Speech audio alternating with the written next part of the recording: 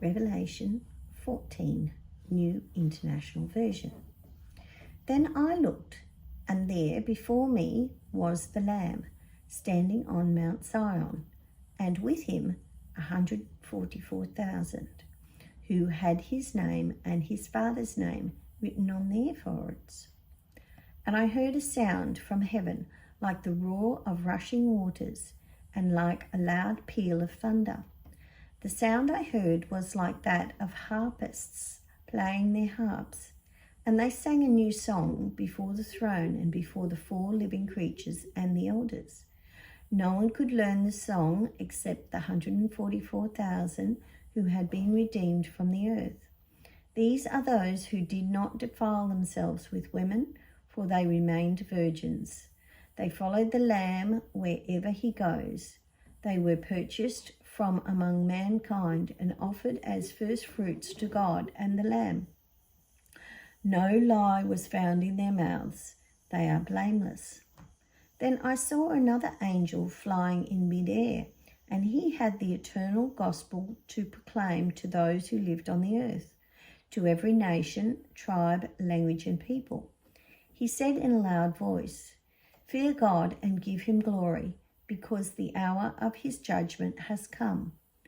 Worship him who made the heavens, the earth, the sea, and the springs of water."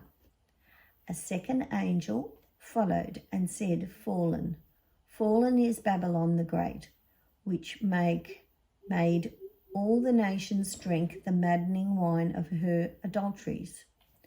A third angel followed them and said in a loud voice, "If anyone worships the beast and its image and receives its mark on their forehead or on their hand, they too will drink the wine of God's fury, which has been poured full strength into the cup of his wrath. They will be tormented with burning sulfur in the presence of the holy angels and of the Lamb, and the smoke of their torment will rise forever and ever.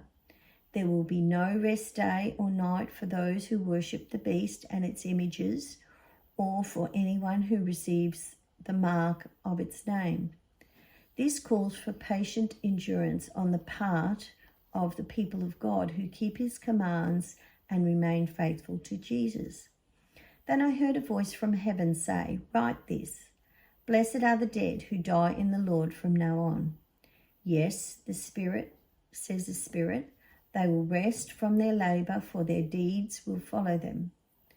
I looked, and there before me was a white cloud, and seated on the cloud was one like a son of man, with a crown of gold on his head, and a sharp sickle in his hand.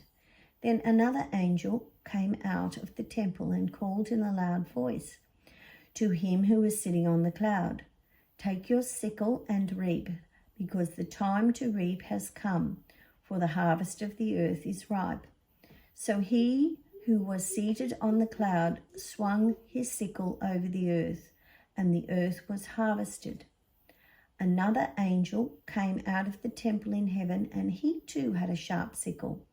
Still another angel, who was in charge of the fire, came from the altar and called in a loud voice to him who had the sharp sickle, "Take your sharp sickle and gather the clusters of grapes from the earth's vine, because its grapes are ripe."